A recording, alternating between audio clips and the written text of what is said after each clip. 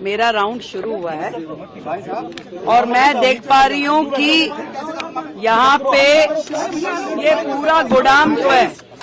पूरा गोदाम जो है बुरी तरीके से भरा पड़ा है, जिसमें कि इनकी लिस्ट के हिसाब से 458 ऑक्सीजन कॉन्सेंट्रेटर्स यहाँ पड़े हुए हैं, वेंटिलेटर पड़े हैं 146, 36,000 पीपी किट यहाँ पर पड़ी हुई है और भी बहुत सारे मल्टी पैरा मॉनिटर्स पड़े हैं। इसके अलावा बाईपैप मशीन्स पड़ी हैं, बहुत सारी चीजें, मास्क पड़े हुए हैं, मैट्रेसेस हैं, बेडिंग्स हैं, ये सारी की सारी कोविड के समय से लेके अब तक पड़ी हुई हैं चीजें। और ये एक अस्पताल का मैटर नहीं है, ये हर अस्पताल के गोदाम ऐसे ही भरे पड़े हैं। जो कल मैंने हाउस में बोला था, करोड़ों रुपए का मटेरियल यहाँ पे मिट्टी हो रहा है। आज यदि हम किसी एक्सपर्ट से इसे दिखाएं भी तो भी ये यूटिलाइज होने की स्थिति में नहीं है। ये केवल आपके गोदाम भरे हुए हैं आज की डेट में, जिसे आप इस्तेमाल नहीं कर सकते। कोविड से लेके अब तक आप मानिए कि 458 ऑक्सीजन कॉन्सेंट्रेटर्स एक अस्पताल में पड़े हैं। बाकी के अस्पतालों की क्या स्थिति है? और जो 7 बिल्डिंग जो उस समय कोविड के समय में बननी थी, जो आनन फानन में इन्होंने संजय गांधी में उन्होंने पार्किंग में ही बना दी बिल्डिंग।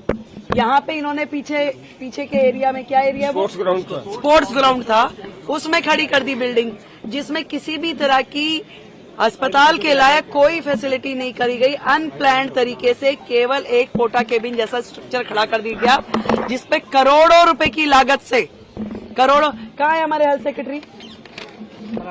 हाँ जी, सेक्रेटरी साहब का है, आइए।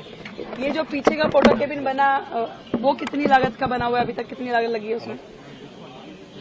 जो यहाँ पे कोविड के समय की जो 7 बिल्डिंग्स में से एक बिल्डिंग है, टेम्परेरी स्ट्रक्चर जो बनाई, हाँ, सेमी परमानेंट स्ट्रक्चर, वो यहाँ पे अभी कितना % पूरा हुआ है? 60% पूरा हुआ है। कितनी लागत से बना था ये?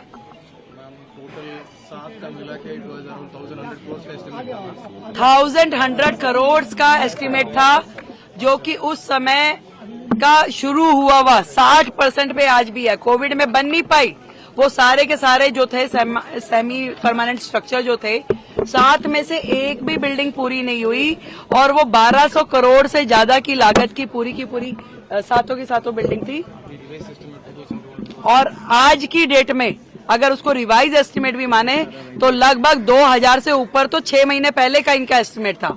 आज की डेट में अगर मैं समझूं, अगर हम उसके ऊपर 2,500 करोड़ भी खर्च कर दें तो वो बिल्डिंग हमारे लिए अनयूटिलाइज्ड है, क्योंकि उसमें अस्पताल में होने वाला जो इंफ्रास्ट्रक्चर है उसके पैरामीटर फॉलो ही नहीं किए गए। मैम, केवल इस हॉस्पिटल की बात है जिसमें आपने बताया कि 2,500 करोड़ लगेंगे, या वो सभी हॉस्पिटल? वो 7 बिल्डिंग जो उस समय सेमी परमानेंट स्ट्रक्चर बनाए गए थे, उसमें से एक बिल्डिंग ही है।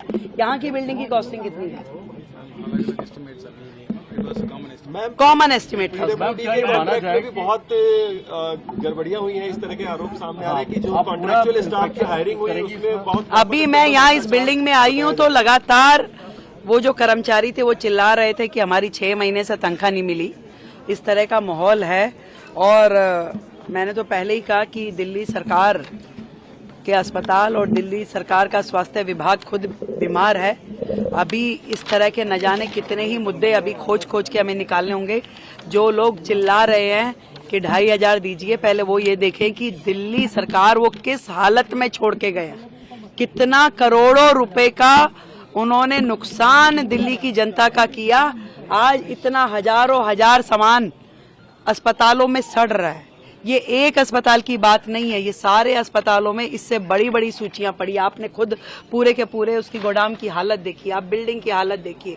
कर्मचारियों को तनख्वाह नहीं है, अंदर इंफ्रास्ट्रक्चर नहीं है, चीजें नहीं है। इस बीमार हालत का जिम्मेदार कौन है भाई? आज हमें तो इस स्थिति में आप देखे जा रहे हो। हम इसके लिए प्रयास करेंगे चीजों को ठीक करने की। आपने पूरे के पूरे सिस्टम को डिफंक कर दिया। आज वो अस्पताल जिसमें हजारों मरीज रोजाना आते हैं, वो इलाज नहीं पा रहे।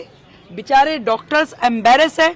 मतलब यहाँ के एमडी साहब जो हैं, इनके पास 4 हॉस्पिटल का चार्ज है। क्या इतने बड़े 4 अस्पताल की संभालने के लिए स्थिति में है? इतना ओवरबर्डन किया हुआ, एक अस्पताल आदमी संभालने में दिक्कत है।